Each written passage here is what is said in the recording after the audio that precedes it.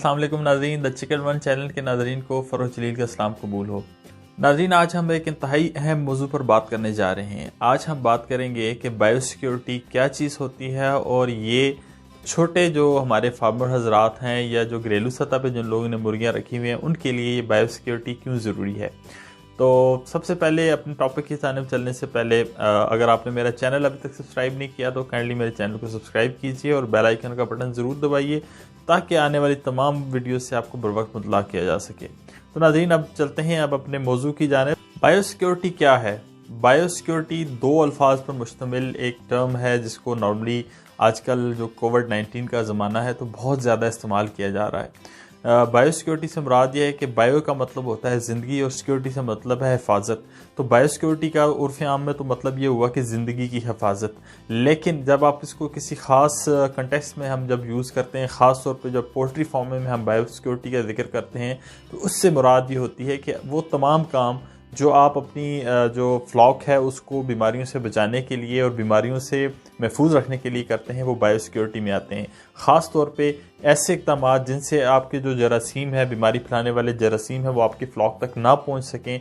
उन तमाम इक़दाम को बायोसिक्योरिटी कहा जाता है। नाज़रीन, बायोसिक्योरिटी परहेज इलाज से बेहतर है कि अमली तफसीर है। इसमें हमारी कोशिश ये होती है कि बीमारी फैलाने वाले जरासीम को आपके फ्लॉक तक पहुंचने से रोका जाए और अगर खुदा न खास्ता वो फ्लॉक तक पहुंच जाएं और आपके कुछ बर्ड्स बीमार हो जाएं या बीमारी का हमला हो जाए तो फिर उसको कैसे बाकी बर्ड्स को उस बीमारी से बचाया जाए। तो ये जो तमाम इक़दाम हैं इसमें भी हम डिस्कस भी करेंगे कि हमने क्या क्या चीज़ें इसमें देखनी है। तो इस मकसद के लिए जो भी इक़दाम किए जाते हैं, जो भी मैय्यज़ उठाए जाते हैं, जो भी प्रोटोकॉल फॉलो किया जाता है उसे बायोसिक्योरिटी कहा जाता है। नाज़रीन, आप जानते हैं कि जो कमर्शियल फार्म्स हैं या बड़े लेवल के जो फार्म्स हैं उनमें एक मखसूस जो है वो बायोसिक्योरिटी का प्रोटोकॉल मौजूद होता है और वो काफ़ी जो है वो सख्त किस्म का प्रोटोकॉल होता है जिसमें कोई भी शख्स, कोई भी गाड़ी, कोई भी जानवर जो है वो फार्म में दाखिल नहीं हो सकता तब तक कि वो उस प्रोटोकॉल को फॉलो ना करे। लेकिन जो छोटे फार्मर्स हैं या जो घरेलू चिकन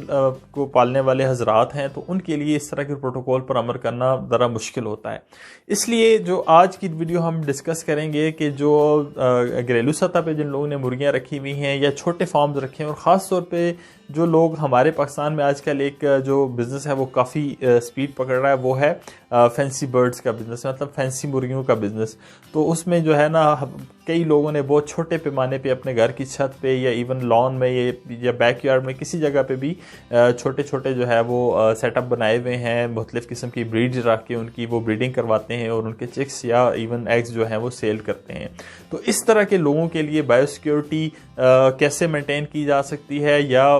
इस तरह के जो छोटे फार्म्स हैं उसमें हम बायोसिक्योरिटी के जो मैयर्स हैं उनका ख्याल कैसे रख सकते हैं, तो आज की वीडियो में हम यही डिस्कस करने जा रहे हैं। तो कहीं मत जाइएगा क्योंकि बहुत ही अहम और मालूमाती टॉपिक है और इस पे हम आपको जो है ना तफसील से जो है वो बताएंगे कि बायोसिक्योरिटी को आपने अपने फार्म पे कैसे मैनेज करना है। सवाल ये पैदा होता है कि छोटे जो फार्मर्स हैं जिनका बजट लिमिटेड होता है, जिनके पास ज़ाहिर पैसा इतना ज़्यादा नहीं होता,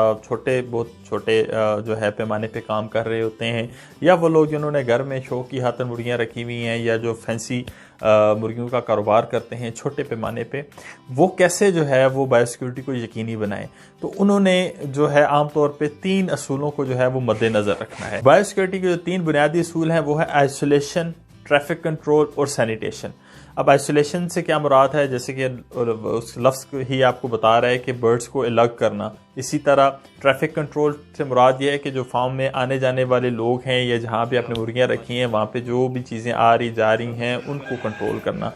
और तीसरे नंबर पे जो असूल है वो है सैनिटेशन। सैनिटेशन से मुराद ये है कि आपने अपने फ्लॉक की जो है वो सफाई का ख्याल रखना है। तो इन 3 असूलों को मद्देनज़र रखते हुए हमने कौन कौन से इक़दाम उठाने हैं ताकि हमारा जो फ्लॉक है वो मुख्तलिफ़ किस्म की बीमारियों के राब्ते में आने से जो है बचा रहे और बीमारियों का हमला ना हो। उसके लिए हमें जो है मुंदरजा झेल बातों पर अमल करना ज़रूरी है।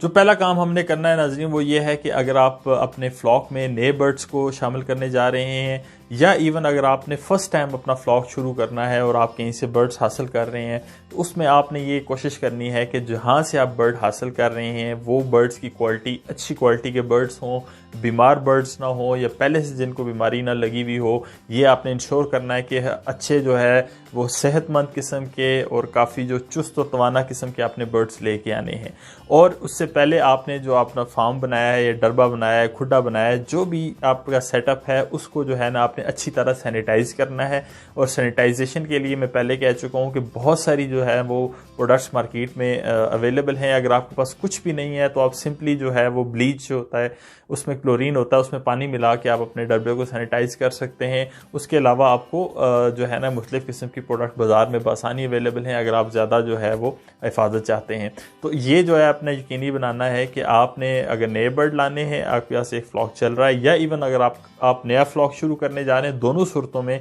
आपने इन दो चीज़ों को यकीनी बनाना है। एक तो बर्ड्स की क्वालिटी कि आप कहाँ से हासिल कर रहे हैं, किस क्वालिटी के बर्ड हैं, और सेकेंडली आप जब लेके आ रहे हैं उनको ट्रांसपोर्ट कर रहे हैं, उनको सिक्योर तरीके से ट्रांसपोर्ट करना है, कम से कम लोगों का कांटेक्ट में आए वो। और लास्टली जो ये है कि जहाँ पे आप उनको रख रहे हैं वो जगह उसको आपने पहले से अच्छी तरह सैनिटाइज करना है और उनको जो है ना जरासीम से पाक करना है। दूसरा अहम काम जो नाज़रीन आपने करना है वो ये है कि आपने जो फॉर्म बनाया हुआ है या जो भी जगह है, आपने घर की छत पे कोई सेटअप रखा हुआ है या कुछ छोटा मोटा फॉर्म है, तो आपने कोशिश ये करनी है कि उसमें जो एंट्री है वो आप लिमिटेड रखें। लिमिटेड से मुराद ये कि कम से कम लोग वहाँ पे जा सकें, कम से कम चीज़ों का जो है वो आपके फ्लॉक के साथ जो है राब्ता हो। चाहे वो आपने एक मखसूस जो है वो लोगों को वहाँ इजाज़त होनी चाहिए जाने की, हर बंदे को वहाँ जाने की इजाज़त नहीं होनी चाहिए। उसके लिए आप ये कर सकते हैं कि वहाँ जाने के लिए आमतौर पर जो बड़े फार्म हैं, जैसे मैंने पहले जिक्र किया, वहाँ वो प्रोटोकॉल फॉलो किया जाता है कि आप कपड़े चेंज करके और मखसूस किस्म के जो है ना वो ड्रेस पहन के वहाँ जाया जाता है। तो जाहिर है हमारे छोटे फार्म में इस तरह की चीज़ को फॉलो करना ज़रा मुश्किल है। घरों में जिन लोगों ने मुर्गियाँ रखी हुई हैं तो वो कम से कम ये कर सकते हैं कि जहाँ पे उन्होंने मुर्गियाँ रखी हैं वहाँ जाने से पहले अपने जूते जो है उन्हें कम से कम ज़रूर तब्दील करें, क्योंकि सबसे ज़्यादा जो बीमारियाँ आती हैं वो जूतों के ज़रिए ट्रांसमिट होती हैं। आप किसी जगह से आ रहे हैं या किसी और फ्लॉक से होके आ रहे हैं हो सकता है, या इवन आप कहीं गाड़ी से भी उतर के आ रहे हो, कहीं से भी आ रहे हो, तो आपके पाँव के साथ सबसे ज़्यादा जो है ना वो जरासीम आने का ख़तरा मौजूद रहता है। उससे बचने के लिए आसान तरीका ये है कि आप जब अपने फ्लॉक की तरफ जाएं या उस जो आपका फॉर्म है या जो शेड है उसकी तरफ जाएं तो अपने जूते कम से कम तब्दील कर लें। और दूसरी बात यह कि कम से कम अपने हाथ ज़रूर अच्छी तरह साबुन से धो के जाएं। ये दो काम सिर्फ कर लेने से भी आप काफ़ी हद तक अपने मुर्गियों को जो है वो बायोसिक्योर कर सकेंगे। एक और अहम काम जो आपने करना है और जिसको हम अक्सर जो है वो ओवरलुक कर देते हैं वो ये है कि जब आपका कोई आपकी खुदा न खास्ता एक दफ़ा जब बीमारी आ गई है आपके फ्लॉक में, कोई बर्ड आपको बीमार नज़र आ रहा है, तो उसको जो है ना वो अपने आइसोलेट करना है। जो हमने 3 प्रिंसिपल्स जो 3 असूल जो हमने डिस्कस किए थे उनमें नंबर 1 पे जो है ना वो आइसोलेशन है। वो आइसोलेशन जो है वो बाहर की दुनिया से भी आपने बर्ड्स को आइसोलेट करना है और बर्ड्स को आपस में भी आइसोलेट करना है। जब आपका कोई बर्ड बीमार हो तो उसको फ़ौरन जो है वो उठा के आपने अलग रख देना है। और अलग इतना कम से कम उसमें बीच में जो आपकी शेड है जहाँ पे आपने बीमार बर्ड को रखा हुआ है और जहाँ पे आपके हेल्दी बर्ड्स उसमें कम से कम 20 से 25 फुट का जो है वो डिस्टेंस होना चाहिए। और दूसरी बात ये कि जब आप अपने बीमार बर्ड को